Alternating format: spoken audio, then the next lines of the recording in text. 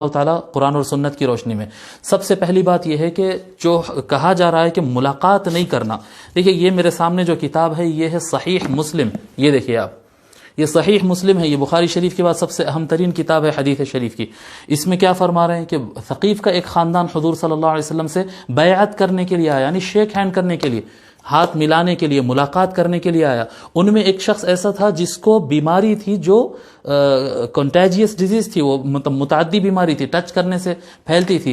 حضور صلی اللہ علیہ وآلہ وسلم اس شخص سے ملاقات ہی نہیں کی۔ دیکھیے یہاں پر کان فی وفد ثقیف رجل مجذوم فارسل الیہ النبی صلی اللہ علیہ وآلہ وسلم انا قد بایعناک فرجع۔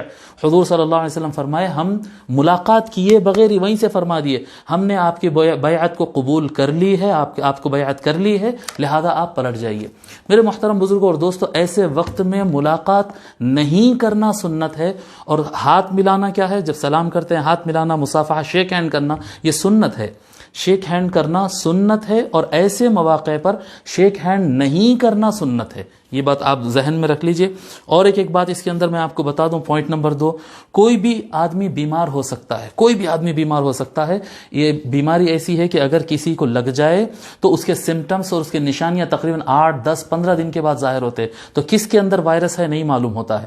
ایسے ٹائم پہ احتیاط کرنا لازم ہے۔ یہ دیکھیے مسلم شریف میں حضور صلی اللہ علیہ وسلم کیا فرماتے ہیں؟ فرماتے لا یورید ممرض علی مصح۔ آقا صلی اللہ علیہ وآلہ وسلم فرماتے ہیں کہ کوئی بیمار، کوئی صحت مند آدمی سے ملاقات نہ کرے، کسی بیمار کو پیش مت کرو صحت مند آدمی کے۔ یہ اس وقت کے لیے ہے یہ احکام جب کہ بیماری پھیلنے والی بیماری ہو۔ یہ حضور صلی اللہ علیہ وآلہ وسلم کے فرامین ہمارے سامنے ہیں۔ پوائنٹ نمبر 3 یہ ہے کہ گھر سے نہیں نکلنا۔ دیکھیے یہ صحیح حدیث ہے، حضور صلی اللہ علیہ وآلہ وسلم فرمائے جب کبھی کوئی پھیلنے والی بیماری پڑے فلیس رجل یقع الطاعون فیمکث فی بیتی، یعنی پھیلنے والی جب بیماری آ جائے جس سے موت آ سکتی ہو، ایسی بیماری جس وقت پھیلے تو اگر کوئی آدمی اپنے گھر میں بیٹھا رہا صبر کرتے ہوئے محتسباً، اور اس نیت سے کہ ثواب ملے گا، یہ نہیں کہ آپ مسجد کو جائیں گے اور کہیں اور جائیں گے تو آپ کو ثواب ملے گا، نہیں، ایسے ٹائم پہ کہیں نہیں جائیں گے، گھر میں بیٹھیں گے تو اللہ تعالیٰ زیادہ ثواب دے گا۔ جی یعلم انہ لا یصیب الا ما کتب اللہ لہ، اس کا مطلب یہ نہیں ہے کہ اس کا ایمان کمزور ہے، اس کو یقین ہے، حضور صلی اللہ علیہ وسلم فرما رہے ہیں اس کو یقین ہے کہ اس کو وہی ہوگا جو اللہ نے لکھا ہے، اس کے باوجود وہ گھر میں بیٹھتا ہے، احتیاط کرتا ہے۔ الا کان لہ مثل اجر شہید، اللہ تبارک و تعالیٰ اس کو شہید کا درجہ دے گا، محض گھر پہ بیٹھے، بھلے اس کو بیماری لگے نہ لگے، وہ احتیاط رہے، وہ گھر میں بیٹھا رہے، اس کو اللہ تبارک و تعالیٰ ایک شہید کا ثواب دیتا ہے۔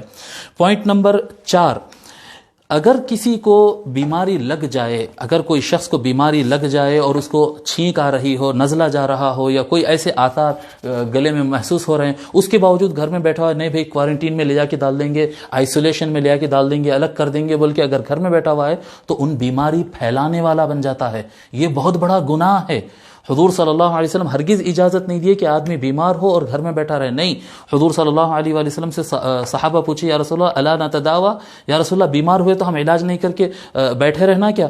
قال نعم یا عباد اللہ تداو، حضور صلی اللہ علیہ وسلم فرمائے ہاں بالکل، اے اللہ کے بندو فوراً علاج کیا کرو، فوراً دوا لیا کرو۔ لہذا اگر کسی کے اندر سمٹمز ایسے ظاہر ہو رہے ہیں، کسی کو ایسا نظر آ رہے ہیں، تو یہ آپ مت سمجھو کہ میں چھپ جاؤں گا، گھر میں بیٹھ جاؤں گا، اس سے محفوظ رہوں گا، نہیں۔ آپ کے گھر میں بیٹھ جانے سے آپ کے گھر والے بھی متاثر ہو سکتے ہیں، دوست احباب، آپ خود نہیں